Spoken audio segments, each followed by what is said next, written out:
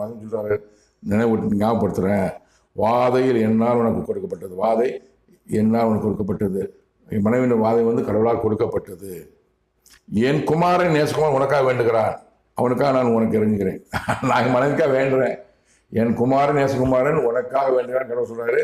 அவனுக்காக நான் இறக்கம் காட்டுறேன், மேலே இறக்கம் காட்டுறேன். நீ உனக்காக இறங்க கிடையாது, என் குமாரன் மேலே இறக்கம் காட்டுறேன். உன் ஆயிலை நீட்டித்தும் குடித்தும் கொடுக்கிறேன், என் வார்த்தைக்கு நீ செவி கொடுத்தா. உன் ஆயிலை நீ நீட்டித்தும் குடித்தும் கொடுக்குறேன், என் வார்த்தைக்கு நீ செவி கொடுத்தா. என்ன அர்த்தம்? உங்க அம்மா அப்பா சகோதர தம்பி கூட பேசாம இருந்தா உன்னை காப்பாற்றுவேன், அதை நீடித்து கொடுத்து கொடுக்குறேன் அப்படின்னு சொல்றாரு.